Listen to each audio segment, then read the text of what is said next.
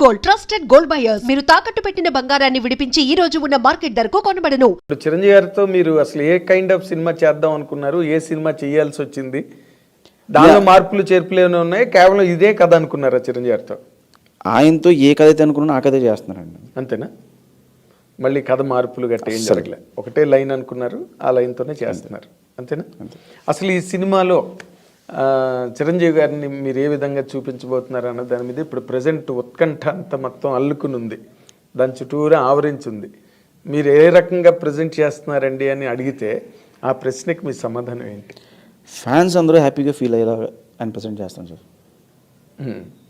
అంతే ఆన్సర్. అంతేనా? అంతే. అంటే ఫ్యాన్స్ అందరూ హ్యాపీగా ఫీల్ అవుతారు. ఫ్యాంటసీ అనగానే ఇప్పుడు చిరంజీవి గారితో ఎటువంటి ఫ్యాంటసీ, ఒకటి ఆల్రెడీ ఆయన చేసిన ఫ్యాంటసీ ఒకటి ఉంది, జగదేక వీరుడు అతిలోక సుందరి. సో ఆ లైన్స్లో ఉంటుందా అనే ఒక జనరల్ చాలా డిస్కషన్స్ వచ్చినాయి సార్. జగదేక వీరుడు అతిలోక సుందరికి ఇది సీక్వెల్ అని ప్రీక్వెల్ అని వచ్చింది. బట్ ఇది ప్రీక్వెల్ సీక్వెల్ ఏది కాదు, ఇట్స్ ఫ్యాంటసీ ఫిల్మ్ అంతే. ఎందుకు మిమ్మల్ని అడుగుతున్నానంటే ఈ పాయింట్లు, మీరు చిరంజీవి గారితో సినిమా స్టార్ట్ చేసిన తర్వాత ఇదే ఫస్ట్ ఇంటర్వ్యూ అనుకుంటున్నాను నేను. అవును, ఇదే first interview. Yes, thank you for that and I dream should thank you for that. అయితే ఈ సినిమాకి సంబంధించి అశ్విని దత్ గారు కూడా ఒక నోటీస్ లాంటిది ఇవ్వడం, అవును, జగదేకుడి అతిలోక సుందరిలో ఏ పార్ట్ వాడడానికి వీల్లేదు అని చెప్పి ఆయన ఒకటి ఇచ్చారు. అవును. అసలు ఆ మూమెంట్ని మీరు ఎట్లాగా ఫీల్ అయ్యారు, ఫేస్ చేశారండి? అంటే సార్ వాళ్ళు ఎందుకు ఇచ్చారో నాకు తెలీదు. బయట ఏమైందంటే ఇప్పుడు చిరంజీవి గారితో ఫ్యాంటసీ సినిమా అనగానే అందరూ జగదేక వీరుడు అతిలోక సుందరి కనెక్ట్ చేస్తారు. అవును. బాలయ్య గారితో ఫ్యాంటసీ అనగానే భైరవదీపం కనెక్ట్ చేస్తారు. భైరవదీపం, ఆదిత్య 369 డెఫినెట్గా. ఎందుకంటే వాళ్ళు చేసిన బ్యాక్ సినిమాల్ని గుర్తు చేసి ఓ ఇలా ఉండబోతుంది అని చెప్పి, ఇలాంటి ట్రై చేస్తున్నారని చెప్పి, ఇలా ఉంటుందా అని చెప్పి రకరకాల క్వశ్చన్స్ మీడియా సైడ్ నుంచి రేజ్ అవుతాయి. ఓ టైంకి వెళ్ళేలాగా ఏమవుతుంటే అదే నిజమేమో అని నమ్మేంత రేంజ్ తీసుకెళ్తాయి మీడియా. అవును, అలా జరిగింది తప్పితే దీనికి ఒక పేరు కూడా పెట్టారు, ముల్లోకి వీరుడు. ముల్లోకి వీరుడు ఒక టైటిల్ కూడా పెట్టి అది కూడా రన్ చేశారు కొన్ని రోజులు. ఓకే. వెబ్సైట్స్ క్యారీ చేసినాయి, న్యూస్ ఛానల్స్లో వచ్చినాయి, ఆర్టికల్స్ వచ్చాయి. నాకు కూడా తెలియదు టైటిల్ అప్పుడు. మీరు కూడా అనుకోలేదు? ఇంకా లేదు. సో అలాగా తప్పితే కదా. ముల్లోకి వీరుడు అని అనౌన్స్ అయినప్పుడు మీకు ఎలా కనిపించింది? నవ్వుకున్నాను సార్, బాగుంది, ఐడియా ఏదో బాగుంది. అంటే జగదేక వీరుడికి ప్యారలల్గా ముల్లోకి వీరుడు కథ రాశారు. ముల్లోకాలు తిరుగుతాడు, 12 మంది హీరోయిన్లు ఉంటారు రాశారు. కథ కూడా రాశారు. ఓ, అసలు మీ కథ కూడా సపోర్ట్ ఇచ్చారు. బట్ బాగుంటాయి సార్ అలాంటి. అదే అంటున్నా, మీరు వాడుకోలేదు మరి వాళ్ళు ఇచ్చిన కథని, మీ సొంత కథతో చేస్తున్నారు. అంతేనా? అంతే. ఇప్పుడు నార్మల్గా ఎవరికైనా ఒక యంగ్ డైరెక్టరు మీలాంటి వాళ్ళు అంత మేజర్ మెగాస్టార్తో సినిమా చేసేటప్పుడు 100% అసలు ఇతను ఎలా చేస్తాడు ఈ ప్రాజెక్టు, అతనితో ఆయన మీద హై ఎక్స్పెక్టేషన్స్ ఉంటాయి. పైగా ఆయనకున్న రీచ్ వల్ల ఎక్కువ డౌట్లు వస్తాయి జనరల్గా, ఇతను ఎలా చేస్తాడు. ఎక్స్పెక్టేషన్స్ అన్నా కానీ రెస్పాన్సిబిలిటీ ఎక్కువ ఉంటుంది సార్. ఎందుకంటే అంత పెద్ద స్టార్ వన్ ఫిల్మ్ చేసిన డైరెక్టర్ని నమ్మి కథ ఇచ్చారు, ఓకే చెప్పారు అంటే అది మనకి చాలా రెస్పాన్సిబిలిటీ పెంచుద్ది. అవును. At the same time pressure కూడా ఉంటుంది.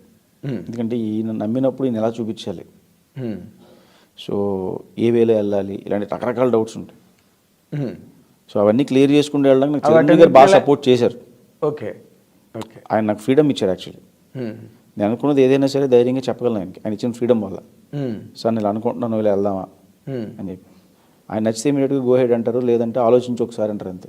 అంతేనా? అంటే కథలోని ఆయనకి చెప్పిన తర్వాత అది షూటింగ్ వరకు వెళ్ళే మధ్యలో ఎక్కువ మార్పులు చేర్పులు జరిగినాయా? ఏం లేదండి, నేను డే వన్ ఏం చెప్పానో అదే ఉంది.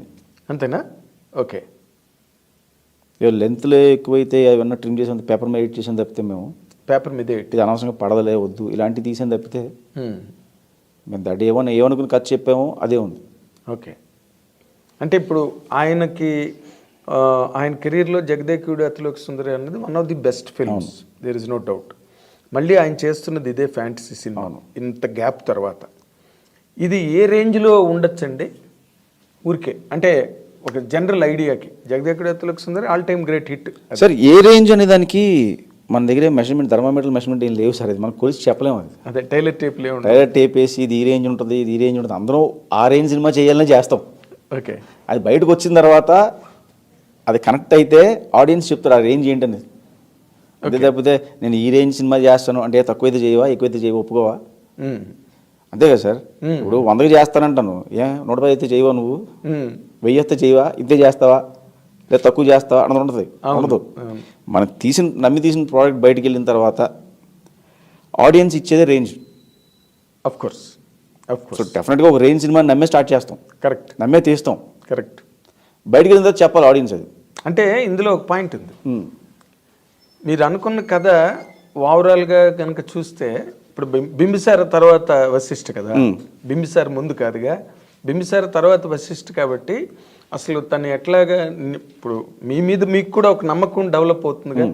డెఫినెట్గా నమ్మకం ఉంటుంది. ఎస్, నేను 100% కొడతాను ఈ సినిమాతో, చిరంజీవి గారి సినిమా అనే ఒక నమ్మకం అయితే ఉంటుందిగా. ఉంటుంది 100%. ఆ నమ్మకం పరంగా నేను అడుగుతున్నా, అసలు ఈ సినిమా అనేది ఎంత వైడర్ స్పాన్ని క్యాచ్ చేస్తుంది, కవర్ చేస్తుంది? సార్ నేను ఇమాజిన్ చేసుకుంది ఇది ఆయన కెరియర్లో టాప్ 10 ఫిల్మ్స్ ఉంటే ఫస్ట్ 3లో ఉండాలనుకుంటున్నాను సార్ నేను. ఓకే. ఇప్పటికి జదిగుడు అతను ఎలా చెప్పుకుంటామో ఈ సినిమా తర్వాత ఈ సినిమా కూడా చెప్పుకోవాలి. అలా చెప్పుకుంటారా? చెప్పుకోవాలా? చెప్పుకోవాలి, చెప్పుకుంటారు కూడా. అది అనేది ఇప్పుడు చెప్పుకోవాలకి చెప్పుకుంటారికి చెప్పుకోవాలి, చెప్పుకుంటారు కూడా. రైట్. అది this is a correct statement. ఎందుకంటే ఇప్పుడు మీ కథ నమ్మి ఒక చిరంజీవి గారు లాంటి అతిపెద్ద స్టార్, చాలా పెద్ద క్యాన్వాస్ చేసే సినిమా సార్. అవునా? అవుట్ ఆఫ్ బాక్స్లో బడ్జెట్స్ కానీ సెటప్స్ కానీ ఇవన్నీ కూడా. సో డెఫినెట్గా పెద్ద రేంజ్లో ఉంటుంది. అవునా? సెట్ వర్క్స్ ఎక్కువ అండి దీనికి. అంటే ఒక కొత్త వరల్డ్ క్రియేట్ చేస్తున్నాం. ఓకే. ఆ వరల్డ్ అనేది లైక్ మనకి డిస్నీ ఫిలిమ్స్లో ఎలా ఉంటుందో అలాంటి ఒక వరల్డ్స్. ఓకే. ఆడియన్స్ డెఫినెట్గా థ్రిల్ అది.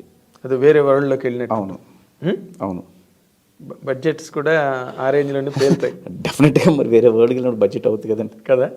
అది అంటే ఆడియన్స్ ఎంజాయ్ చేయడం అంటూ మొదలెడితే ఇంకా ప్రతి బిట్టు ఎంజాయ్ చేస్తారు డెఫినెట్గా. ఏదో ఒక బ్లాక్ బాగుందిరా, లేకపోతే ఫస్ట్ హాఫ్లో బాగుంది, సెకండ్ హాఫ్ బ్లాక్ బాగుంది అని అనుకుంటే అది వేరే. బట్ ఎవ్రీ బిట్ ఎప్పుడైతే ఎంజాయబుల్గా ఉంటుందో టేక్ ఆఫ్ దగ్గర నుంచి, కథపరంగా చెప్పాలి అంటే, కథపరంగా మాట్లాడుకోవాలంటే మీ కథను మీరు ఏం చెప్తారు సార్ ఆ కథ గురించి? అంటే నాకు అర్థం కాలేదు మీరు అడిగిన క్వశ్చన్. ఇప్పుడు కథ గురించి చెప్పాలి అని అంటే ఈ కథలో ఒక ఎంటర్టైన్మెంట్ కానీ, లేకపోతే థ్రిల్లింగ్ ఎక్స్పీరియన్సెస్ కానీ, లేకపోతే ఒక ఇమోషనల్ బెంట్ కానీ దాంట్లో ఇవన్నీ ఉంటాయా, లేకపోతే కంప్లీట్గా ఒక ఎంటర్టైన్మెంట్ లాగే వెళ్ళిపోతుంది? It's emotional film sir. ఒక చిన్న ఎంటర్టైన్మెంట్తో స్టార్ట్ అయ్యి ఒక ఎమోషనల్గా ఒక ఫ్యాంటసీ వరల్డ్లోకి ఎంటర్ అవుతాం. బేసికల్గా ఎమోషన్ లేకపోతే ఏ సినిమా ఆడదు సార్. నా నమ్మకం, నాకు తెలిసిన నాలెడ్జ్ ప్రకారం, యాజ్ పర్ మై నాలెడ్జ్, నాకు తెలిసిన నాలెడ్జ్ ప్రకారం ఎమోషన్ అనేది సినిమాని నిలబెడతాను నమ్ముతున్నాను. కరెక్ట్. దానికి ఇవన్నీ కూడా డెకరేషన్స్ అంతే. సో ఒక ఎమోషనల్ డ్రామా ఉంటుంది. ఏంటి ఎమోషనల్ డ్రామా? అది ఇప్పుడు చెప్పకూడదు సార్. అంతేనా? మీరు నెక్స్ట్ రిలీజ్ తర్వాత తీసుకోవాల్సిన ఇంటర్వ్యూ ఇప్పుడు